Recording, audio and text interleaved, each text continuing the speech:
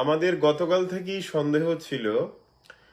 আমরা ইসরো থেকে ভেরিফাই করেছি যে ইসরো এরকম কোনো এক্সামিনেশন কন্ডাক্ট করেনি, যেটা নাকি ওরা একটা প্রেস রিলিজ দিয়েছে ধর্মনগর থেকে বিভিন্ন মিডিয়াকে, যে অগাস্টে করা হয়েছে একটা এক্সাম এবং রেজাল্ট আউট হয়েছে অগাস্টের 14, কিন্তু ইসরো এরকম কোনো এক্সাম এবছর কন্ডাক্ট করেনি। দ্বিতীয় কথা হলো, দীপাঞ্জন নাগের নিউজে এই যে world science technology and mathematical society examination, এরকম নামে কোনো সোসাইটির কোনো মানে এক্সিস্টেন্স নেই। তো this is also proved that there is no existence of such society. তো পুরো জিনিসটাই আমরা ইনভেস্টিগেট করে দেখলাম যে ওর পুরো মানে অ্যাওয়ার্ড বা মার্কশিটটা যে বানানো হয়েছে, এটা পুরোটাই ফেক, ফ্যাব্রিকেটেড, কেউ বানিয়েছে ওর পরিচিত বা আত্মীয় স্বজন বা কারোর মধ্যে। তো এখানে ইম্পর্টেন্ট কথা হচ্ছে যে পয়েন্ট নাম্বার 1 হচ্ছে যে দীপাঞ্জন নাগের এই যে অ্যাচিভমেন্টের নিউজ গতকাল বিভিন্ন ন্যাশনাল মিডিয়াতে বেরোলো, আজকেও বেরোচ্ছে, ওখানে যারা নাকি এই কাগজটা পাবলিশ করেছে ওদের কোনো নাম ঠিকানা ফোন নাম্বার কিছু নেই। সেকেন্ড হচ্ছে world science technology mathematical society বলে কোনো জিনিস এক্সিস্ট করে না, there is nothing like that, ওরকম কোনো অর্গানাইজেশন নেই। আর নাসা বা ইসরো এরকম কোনো ট্যালেন্ট সার্চ বা এরকম কোনো এক্সামিনেশন এবছর কন্ডাক্ট করেনি, that too in the August, they did not do that. তারপর দীপাঞ্জনের যে প্রিন্টেড রেজাল্ট শিটটা আছে, ওতে নাসা এবং ইসরোর লোগোরা আপনারা একটু কেয়ারফুলি দেখলে বুঝতে পারবেন যে এটা কপি করে বসানো হয়েছে, এবং ইসরোর লোগোটাতে ডান দিকে মানে অনেকগুলো ব্ল্যাক লাইনিং আছে, তো এটা একটা ফেক।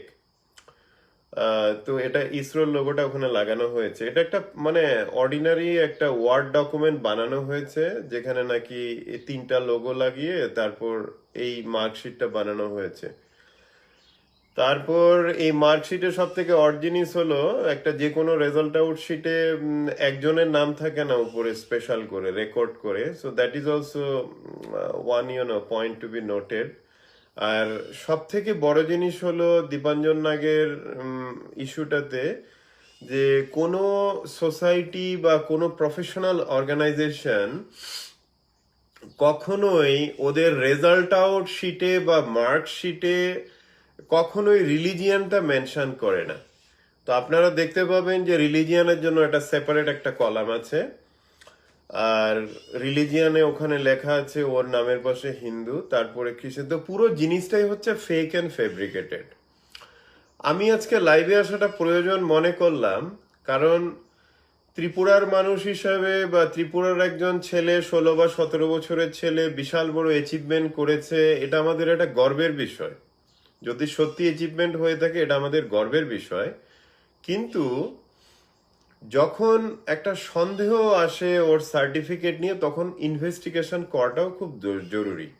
আর এছাড়া বিভিন্ন মিডিয়াতে এবং ন্যাশনাল জায়গাতে এটা বেরিয়েছে যে এই নিউজটা অলরেডি মানে circulating all over the India, এখন বলা যেতে পারে, বা বাইরে। তো এখানে একটা জিনিস হলো যে ত্রিপুরার মানুষ হিসাবে আমরা সত্যিকারের যারা অ্যাচিভমেন্ট করবে ওদেরকে আমরা তো সবসময় প্রশংসা করব, এবং মানে সবসময় ওদের জন্য আমরা গর্বিত বোধ করব। কিন্তু সমাজে যারা নাকি এরকম 2 নাম্বারই করে নাম এবং বিভিন্ন রকমের কি বলে একটা অ্যাচিভমেন্ট বলে চারিদিকে ফেক ইনফরমেশন ছড়িয়ে হাততালি পেতে চাইছে, ওদেরকে ডিটেক্ট করা এবং ওদেরকে এক্সপোজ করাটা খুব ইম্পর্টেন্ট। না হলে সমাজের মধ্যে সৎ জিনিসটা আস্তে আস্তে মুছে যাবে, অসৎ জিনিসগুলোই মানে 2 নাম্বারই জিনিসগুলো ইয়ে হবে, হাইলাইট হবে বেশি করে। তো এই জন্য আমি আজকে লাইভে আসতে বাধ্য হলাম আপনাদের এই কথাটা বলতে, যে গতকাল থেকে যে নিউজটা সার্কুলেট হচ্ছে যে দীপাঞ্জন নাগ কি বলে ধর্মনগরের কি বলে নাসা এবং ইসরোর টপ এক্সামিনেশনে অ্যাওয়ার্ড পেয়েছে, এবং কি বলে র্যাঙ্ক পেয়েছে, এত বড় র্যাঙ্ক ইন্টারন্যাশনাল। এই পুরো মানে সার্টিফিকেট থেকে শুরু করে পুরো জিনিসটাই ফ্যাব্রিকেটেড।